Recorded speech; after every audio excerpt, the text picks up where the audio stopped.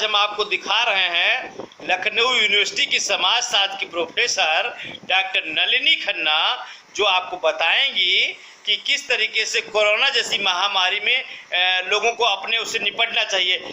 महोदया बताइए, जो आज कोरोना जैसी महामारी विश्व में फैली हुई है, आप बताइए किस तरीके से इससे देश को निपटना चाहिए। देखिए, कोरोना जैसी महामारी ने हम सबको एकदम परेशान कर दिया है, पूरे देश को नहीं, पूरे विश्व को जी। और हम सारे नागरिक सोचते हैं कि जो जनता के लिए जो सरकार कदम उठा रही है कि हम सामाजिक दूरी रखें, पहला कदम, और अपने हाथ और मुंह को ढक के रखें दूसरा कदम, और तीसरा कदम है कि हम अपने को बहुत डिप्रेस और बहुत परेशान और अकेला ना माने, और हम अपने परिवार में घर में सुरक्षित रहें, और कहीं कोई जरूरी काम हो तो पहले से इत्तला करके या पहले से मोबाइल या इंटरनेट से संपर्क करके तभी जाएं, नहीं तो हम परेशान हो जाएंगे। इस तरह से हम कोरोना महामारी से सतर्क रह के अपने जीवन को, परिवार को और समाज को बचा सकते हैं। डॉक्टर नलिनी खन्ना ने बताया कि 2 गज की दूरी बहुत जरूरी और मास्क भी लगाना बहुत जरूरी है और डिस्टेंस का पालन भी करना बहुत जरूरी है। हम इनसे जानना चाहेंगे कि 3 महीने से कोरोना लगा हुआ है, इसमें मध्यम क्रम की रीढ़ टूट गई है, लोग भूखे मर रहे हैं, क्या कहना चाहेंगे आप? देखिए, मध्यम वर्ग ही नहीं, पूरा विश्व और भारत इस में अर्थव्यवस्था को चौपट कर दिया है जी। और इस अर्थव्यवस्था के चौपट हो जाने से हमारे यहाँ बहुत ज्यादा बेरोजगारी बढ़ गई है। बेरोजगारी बढ़ने के साथ हमारे यहाँ महंगाई बढ़ गई है और अपराध, तीनों चीज एक दूसरे से जुड़े होते हैं हम समाजशास्त्री के नाते। तो हम चाहते हैं कि ये बेरोजगारी को दूर करने के लिए जिसके पास जो हुनर है उसको हम लोग मौका दें। श्रमिक जो बेरोजगार हो गए हैं या विभिन्न तरीकों से जो स्कूल कॉलेज में टीचर्स बहुत से पढ़ाते हैं या विभिन्न तरह के जो संविदा कर्मचारी तरह तरह के लगे हुए हैं, उनका जो हुनर है उस हुनर को हम एक प्रोत्साहन राशि के रूप में उनके बैंक में अकाउंट में डाला जाए या उनको कोई छोटा मोटा रोजगार दिया जाए। पहला, इससे क्या होगा कि उसका मन भी लगा होगा, उसकी बेरोजगारी दूर होगी तो अवसाद से भी दूर होगा। दूसरा कि हमको महंगाई को कम करना है, तो जो जितनी भी जरूरी आवश्यक वस्तुएं हैं लोगों को उनका दाम नहीं पता होता है, रोज के जो सब्जी फल दवा वगैरह हैं उनका दाम थोड़ा कम करके आम सहूलियत में सबको पहुंचाया जाए। और तीसरा, अपराध को कम किया जाए, क्योंकि व्यक्ति कभी कभी हताश होकर सब कुछ होते हुए भी बेरोजगारी और महंगाई की वजह से अपराध की तरफ कदम उठाता है। तो हमको हताश नहीं होना है, इस विपत्ति में भी हमको अपना धैर्य नहीं खोलना है और इस विपत्ति में भी हमको हिम्मत से काम लेके किसी भी अपराध का कदम नहीं उठाना है। मैंने अपराध पर शोध करा हुआ है। जैसा कि डॉक्टर नलिनी खन्ना साहब ने बताया कि हमको अपराध में नहीं जाना है, भले ही कोरोना जैसी महामारी से निपटना है, लेकिन हमें ऐसा कोई कदम नहीं उठाना जो अपराध की जगत में जाएं। हम इनसे ये भी जानना चाहेंगे कि बहुत से गरीब लोग बहुत ही परेशान हो गए हैं, खाने को लाले पड़ गए हैं और बहुत ही परेशान है, इस पर क्या कहना चाहेंगे आप? देखिए, गरीब लोग तो बहुत परेशान है, हर व्यक्ति परेशान है, तो गरीब तो उससे ज्यादा परेशान है। लेकिन हमारी सरकार, हमको ये खुशी है कि जो हमने देखा है कि हमारी सरकार एक बहुत उत्तम कदम कर रही है कि गरीबों को मुफ्त अनाज, मुफ्त पानी, मुफ्त सामान और 3 महीने तक उनका किराया नहीं ले रही है और श्रमिकों को फ्री में आना जाना कर रही है। तो ये सरकार की उत्तम व्यवस्था है। देखिए, लखनऊ यूनिवर्सिटी की प्रोफेसर डॉक्टर नलिनी खन्ना ने बताया कि उत्तर प्रदेश सरकार का कार्य सराहनीय है कि जो मुफ्त लोगों को राशन दे रही है और मुफ्त लोगों को सारी सुविधाएं घर बैठे दे रही है और ये बता रही है कि योगी सरकार बहुत ही अच्छा कार्य कर रही है। मैं इनसे ये भी जानना चाहूंगा कि जैसे ये महामारी के बीच में चीन जैसे देश ने बड़ा तनाव पैदा किया, क्या कहना चाहेंगे आप?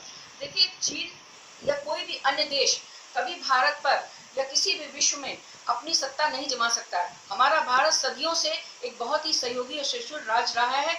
यहाँ महात्मा गांधी और सुभाष चंद्र बोस जैसे नेता पैदा हुए हैं। हमको चीन और विदेशी चीजों का, जैसे महात्मा गांधी कहा था, हमको उन चीजों का बहिष्कार करना चाहिए और अपने देश में जो भी चीजें बन रही हैं, चाहे वो ज्वेलरी है, चाहे खिलौना है, चाहे कपड़ा हो, हमको स्वदेशी को अपनाना है और विदेशी चीजों का जो चीन से आयात होता है उनको नहीं लाना है, जिससे हमारे देश की बेरोजगारी भी कम होगा और अपने देश की चीजों का हमारे यहाँ खपत भी होगा और हम आसानी से सस्ते दामों पर, उचित मूल्य पर चीजों को ले सकेंगे। और हमारा भारत सबसे महान है। आपको पता होगा कि हमारे देश के आधे से ज्यादा जो वैज्ञानिक और अमेरिका में जितने डॉक्टर्स, इंजीनियर्स हैं, सब हमारे देश के हैं। तो हमको अपने देश को बढ़ाना है, अपनी अर्थव्यवस्था की रीढ़ को मजबूत करना है और चीन जैसे महाकाल कोई भी आ जाए उससे हमको कभी नहीं डरना है, उनसे मुक्त होकर टकराना। कराना है। डॉक्टर नलिनी खन्ना ने बताया कि चीन से हमें घबराने की कोई जरूरत नहीं है, क्योंकि मेरा भारत अब 1962 का नहीं रहा, 2020 का भारत है, आधुनिक भारत है।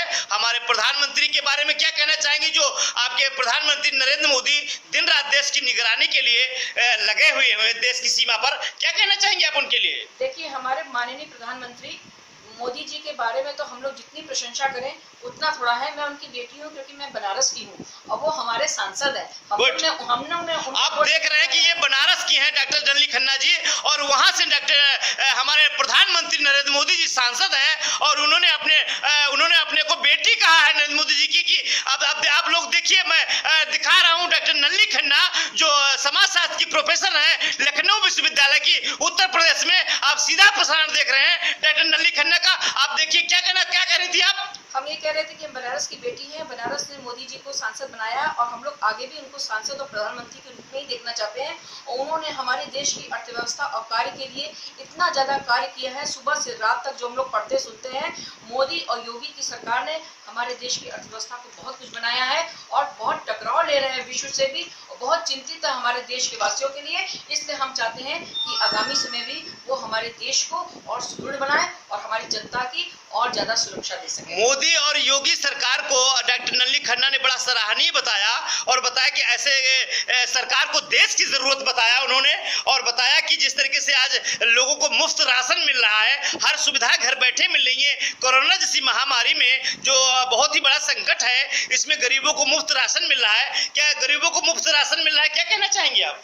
देखिए, हमने तो जो सुना देखा, और हमने अपने मोहल्ले में भी देखा कि हमारी जो स्थानीय पार्षद थी वो भी रात को, हम लोग ने भी जितने हमारे आसपास जितने गरीब हैं उनको अपने पास से जितना होता है वो हमने उनको राशन दिया, चावल दाल। और लोगों ने भी, हमने देखा कि बहुत से पार्षदों ने और महापौरों ने सबने दिया। तो हम चाहते हैं कि कोई भी व्यक्ति भूखा ना सोए, ये हमारे देश में एक व्यवस्था होनी चाहिए, क्योंकि हमारा देश ही ऐसा है कि सबसे पहले सबको अन्नदान किया जाए, और अन्नदान हमारे देश की संस्कृति में सबसे बड़ा दान माना गया है। आप RNT न्यूज चैनल पर देख रहे हैं डॉक्टर नलिनी खन्ना का साक्षात्कार, जो लखनऊ यूनिवर्सिटी की प्रोफेसर हैं, और आप देख रहे हैं, सीधा प्रसारण देख रहे हैं, और जो बनारस की रहने वाली हैं। और उन्होंने बनारस के बारे में उन्होंने बताया कि प्रधानमंत्री की तारीफ किया, सराहना किया, उत्तर प्रदेश के मुख्यमंत्री की सराहना किया। अब हम उनसे ये भी जानना चाहेंगे कि उत्तर प्रदेश के मुख्यमंत्री योगी आदित्यनाथ के पिताजी का स्वर्गवास हो गया, और वो उनकी अंत्येष्टि तक में नहीं जान पाए और जनता की सेवा करते रहे, क्या कहना चाहेंगे आप? देखिए, इस विषय में तो हम यही कहना चाहेंगे कि हमेशा से आज दिख गया कि राजा का प्रथम कर्तव्य जो होता है वो प्रजा की सेवा करना होता है। उन्होंने सबसे पहले प्रजा के हित के लिए अपने परिवार के हित का बलिदान कर दिया।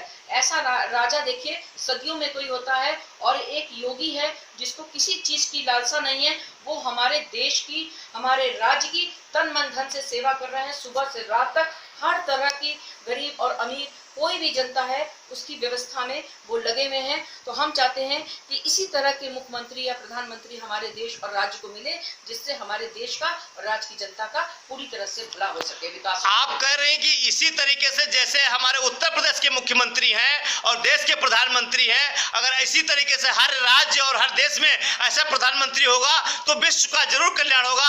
आप देख रहे हैं राष्ट्रीय नवल टाइम्स दैनिक समाचार पत्र की report, RNT news channel Lucknow.